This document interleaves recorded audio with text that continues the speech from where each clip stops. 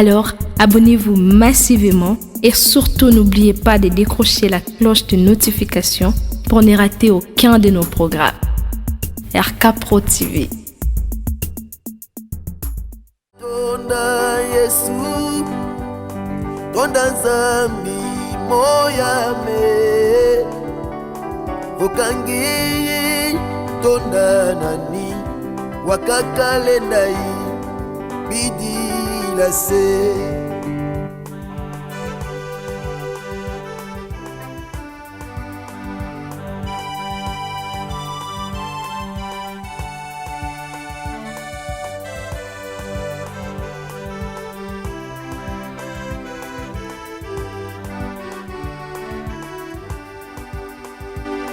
Utilanga masemeto, yundulanga mwanandi, mwanisanga menizeto, nanipi na Nzambeto. Tonda, tonda, tonda, tonda Yesu, tonda Nzambi moyame, bokangeye tonda nani, wakakale ndai, bidi la se. Nzambe azali tata, solo nako banga te. Nzambe azali tata, solo nako banga te.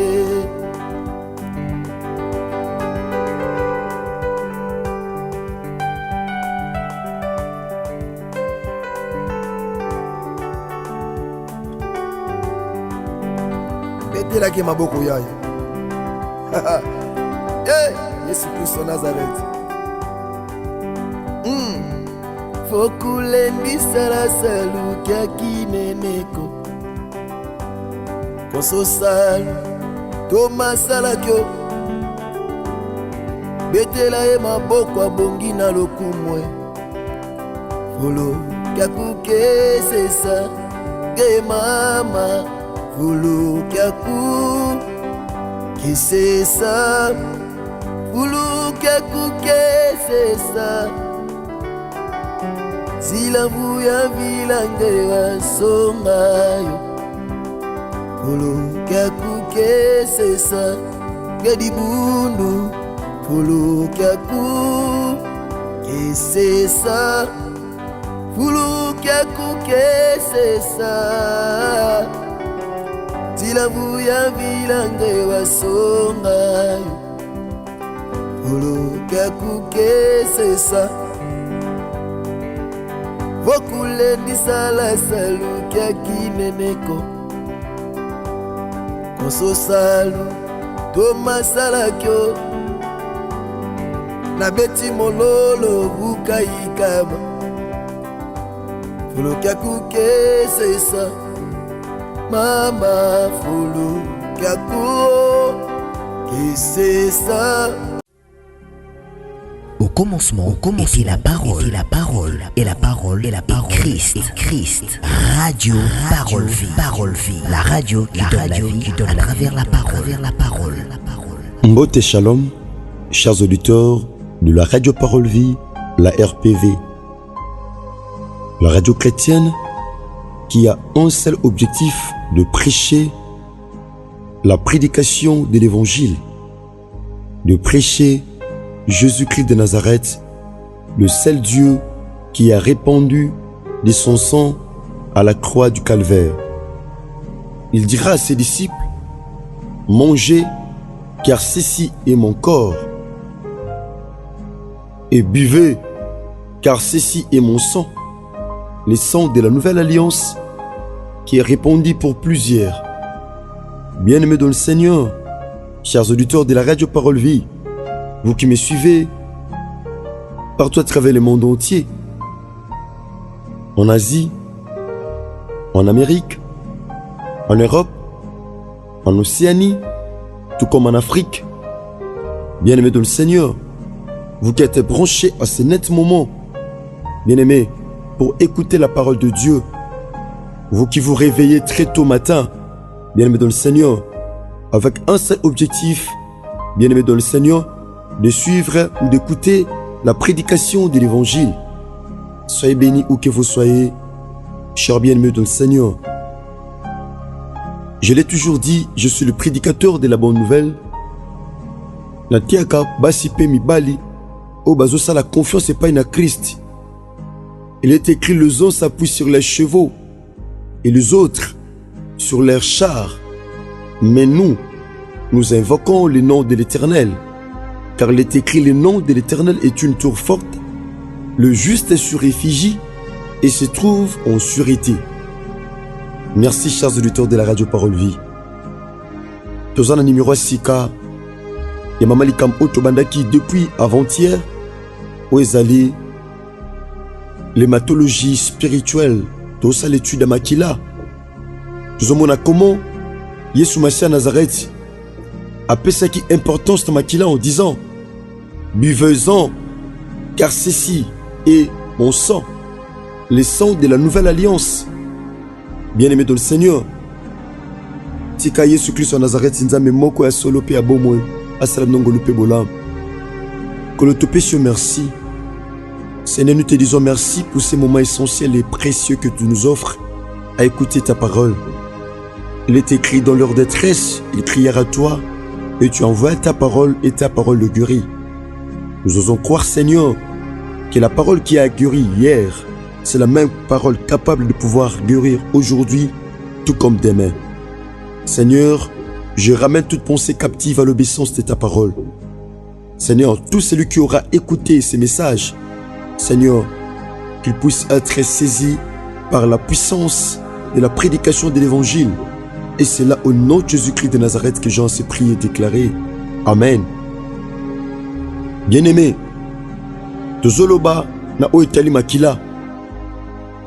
Chers auditeurs de la radio Parole Vie, même Christ, pour a renouvelé alliance, Nabiso, il a fallu cette alliance et ça l'a renouvelé dans Nzela ya Makila.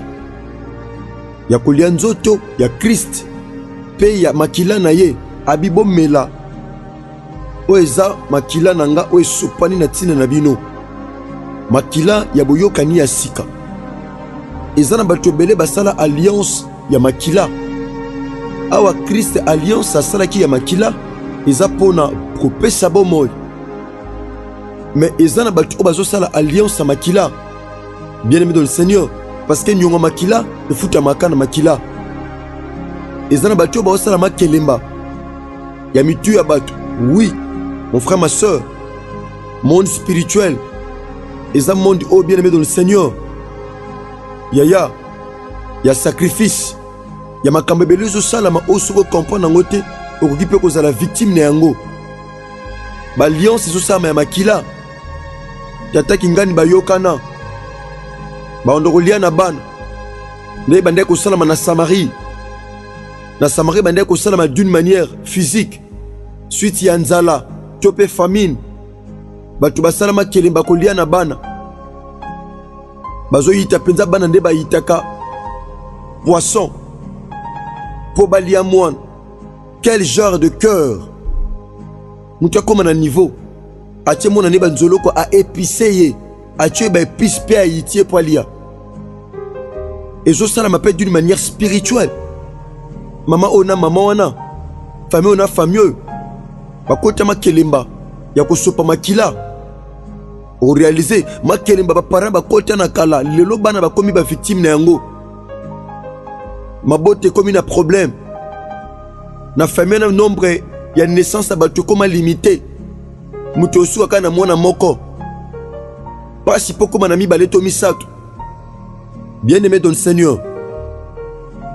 L'hématologie troba qui est à étude. Oui, ça la maka sur Makila. La plupart des examens. Banalus. Oui, ça la maka bien-aimé dans le Seigneur. Et ça la maka plus na Makila. Pour détecter les autres misabomo ya moto. Soit microbe, tope infection moko songolo. Et ça ma kananzela Makila. Bien-aimé, les sons crient. Nzamba zo tuna Caïn. na Genèse chapitre 4 abi makelele ya makila ya ndeko na yo Abel oyo bomi et mati qu'une paille nanga. Bien-aimé dans le Seigneur, mutu asopi makila a comprendre que soka réparer tena nzambe makelele ya makila na e o matati pa nzambe ba na mabele te matiti pa nzambe. Bien-aimé, makila ezande bomo ya mutu. Nzamba zo bana Lévitique chapitre 17 bana verset 11 okitanase abi bomo ya mutu fani sami na makila yango mutu ake kokanga nyama o baliaka alia ete na makila akata ye atangisa makila to makile ko sila, c'est alors que ko permettre ye alia nyama. Bien-aimé, nalobaki yango mbale otoleka, je pense que lobby ezana batobele bapesa makila na bonne volonté, mais bazwa tenter ya ko déclarer maloba likolo makila parce que eza vie oazo pesa eza kana mutu moko o apesa vie pona bato eza Yesu Masiya ya Nazareth. Yo nanga to na vie to ko pesa te po mutu a vivre. Oui, mutu moko apesa bomo na ye Christ abi eza makila o na sopi pona bino eza makila boyokani ya sika eza kana mutu moko o asopa makila na croix pona tozwa bomoy eza na mutu mote na mokili o makila ne ko pesa bomoy azate oza mutu ozo pesa makila esengelo déclarer likolo makila wana po esika ezokende. Bien-aimé, atako malobe koloba malikolo nango ata ba mauvaise pratique et que osama likolo nango ezala nul et sans effet. Pourquoi? Parce que au déclarer makile za via mutu makile oyoka tango déclarer yaya et aux alisuna effet mon côté. Écoutez bien aimé dans le Seigneur, nous sommes dans le livre de 1 Pierre chapitre 1er Tobana verset 18 tina verset 19. Écoutez ceci bien aimé, vous qui me suivez partout à travers le monde entier, vous qui priez avec nous na Radio Parole Vie, Nanzela WhatsApp, papa, maman, écoutez-moi. Il est dit ceci: sachons que ce n'est pas par des choses périssables, par de l'argent ou de l'or, que vous avez été rachetés de la vaine manière de vivre que vous avez hérité de vos pères. Bien-aimé dans le Seigneur, tosomba mate na biloko ebebaka, tosomba mate na biloko ekufaka, tosomba mate na mbongo, tosomba mate na wolo ni na palata, mais tosomba na makila. Oh, je parle à quelqu'un ce matin, bien-aimé, toza bateau tosomba na makila na talo, makila o egangaka aba père. Bien-aimé dans le Seigneur, makila bel egangaka. Oui, parce que le son crie. Oh, je parle à quelqu'un ce matin, il y a un son qui crie plus fort que celui d'Abel. Oh, ce qui makila famille na bino egangaka. Bien-aimé dans le Seigneur, ce qui basenga bino nyonga mitu abatu na nzela makila, il y a un son précieux qui crie. Oh, je continue d'abord la lecture. Nous allons chuter avec ça, bien-aimé dans le Seigneur. Te somba matin na wolo, te somba matin na mbongo, ni na palata. Vous qui me suivez, Moutoine dimili Christ Seigneur et Sauveur. Ata sopa makila, ata zokisa, ata sopa zem. Soko yamboli masumu po tiki. Bien-aimé, okozwa ngolu, ozwa mawanzam. Maintenant, ne sika makila otangisa na passé par ignorance et ganga. C'est alors le sang de Jésus-Christ de Nazareth qui va commencer à crier à ta place. Oh, je parle à quelqu'un ce matin. Nazote à papa moko, nazote à maman moko. Oh makile koma koganga tout moment. Ya que paye na Yesu Masiya Nazareth ba Seigneur. J'avais fait ça par ignorance. Nazonge paye na yo. Na ye paye no Seigneur. Nesika makila ne ganga ya yo banda koganga. Pour dominer oya batata mwasi et dominer makila wana et dominer makila bomoto. La ligne ya yonde ya bonzambe et ganga parce que l'âme de la chair est dans le sang. Bien-aimé, tosomba matena biloko nyonso touti kotanga oyo toherita na lolenge ya mabe mpe na batata na biso. Bien-aimé, toherita makila batata. Il est écrit ceci: puisque les enfants participent au sang et à la chair, oh, il lui a également participé, afin que par sa mort, il anéantisse celui qui détient la puissance de la mort. Sachez-le très bien. Bien-aimé, tozaba porteur, yamakila, yaba parents au baboti biso. Tozo mema makila na bango. So basali test ya Adem au réalisé toko bimana même sans que nos parents. Et ça peine batusu ba hérité biloko mususu. Ba malédiction mususu, ba maladie mususu. Na nzela Adem spirituel. Adem spirituel. Hérité maladie moko songolo. Maladie zonyoko la batu na famille. Il a hérité ango. Pourquoi? Parce que les enfants participent au sang. Nous participons au sang et à la chair. De la même manière, Christ pour racheter Bisona Makila Oto Botem Donga parents. Il a fallu yépe Allah Tanzoto. Oh, je parle à quelqu'un ce matin. Il a fallu yépe Yesu Masia Nazareth. Allah Tanzoto Lokola Yonanga. Akepeko Bomanyama. Mais comprendre que Makila Nyama, ça n'a pas de même valeur avec Makila Bonzambe. Oh, je parle à quelqu'un. Parce que natango kala pour muteza bolimi sama sumu, il faut makila empate et sopana. Il faut makila nyama et sopana. Bien-aimés dans le Seigneur, nous continuons la lecture ici dans le livre de 1 Pierre chapitre 1er verset 19. Mais par le sang précieux de Christ, oh, nous sommes rachetés par le sang précieux de Christ comme d'un agneau, oh, sans défaut et sans tâche. Nous sommes rachetés à un grand prix. Nous sommes rachetés par le sang de l'agneau. Bien-aimés dans le Seigneur, si le sang d'Abel criait, oh, il y a un sang qui crie plus que le sang d'Abel. Je déclare à quelqu'un ce matin, qu'il a crié ses oganga na vie na yo, ses oganga na famille na yo. Bien-aimés dans le Seigneur, le diable ananguyate ya kosengo nyonga makila mutu parce que ça na makila moko sopana na Golgotha na ekulusu. Pa wapi Christ a déclaré, Père, tout est accompli. Te somama na mbongo te na wolote. Puissance makila Christ et que détruire. Puissance makila auto hérité na ba famille et que détruire yango bien-aimé dans le Seigneur. Yaya makilo ezali kola makila nyos. E petolaka. E salaka boyoka ni asika. Oh que détruire bien-aimé dans le Seigneur.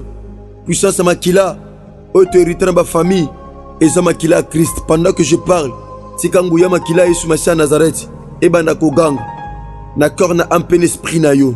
Et c'est là au nom de Jésus-Christ de Nazareth, le seul Dieu, l'unique et grand vainqueur de Golgotha, le tout-puissant, la main cachée. Pendant que je parle, la puissance du sang de l'agneau Zoganga. Et Zoganga, soyez un esprit mo que vandelo na makila, soyez un maloba mo que vandelo bien-aimé dans le Seigneur. Na kata famille, parta makilo hérita na ba parents. C'est possible, bien-aimé dans le Seigneur. Et quoi c'est possible?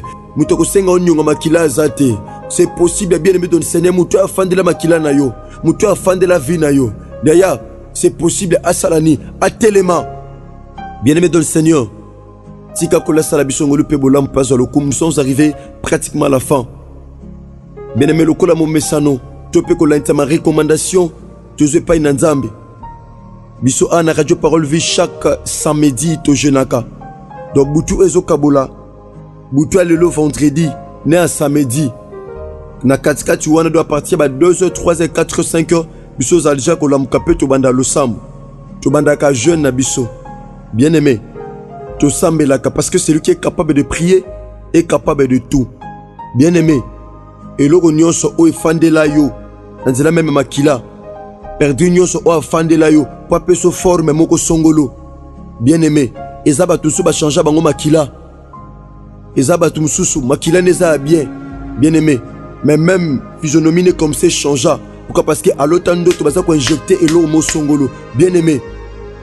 Et sengeli elo ko fando na nzoto elo ko fandela lipambuli na yo etelema tika Yesu Christ en Nazareth sa songolo pe bolam lobi to kila bilei lobi samedi to ko gêner to sambela to ndimete ko Yesu Masia Nazareth auzanga tiko sala biso bolam.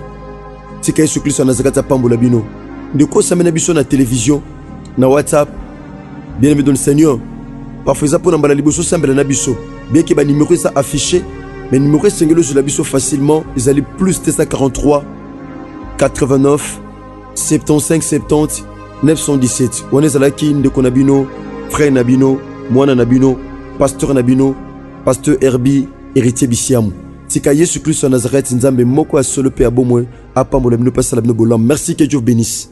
Au commencement était la parole, et la parole Christ. Radio Parole Vie, la radio qui donne à travers la parole. Abonnez-vous sur RK Prod pour équilibrer votre vie. Un programme consistant pour votre vie chrétienne. Campagne évangélique. Prédication. Prière.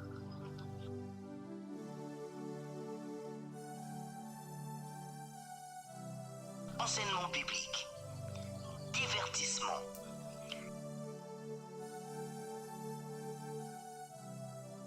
Cinéma.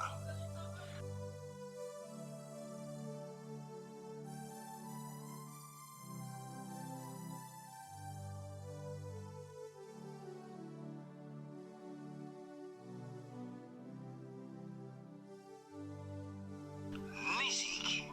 Alors, abonnez-vous et n'oubliez pas de décrocher la cloche des notifications pour être informé à tout moment. RK Prod TV.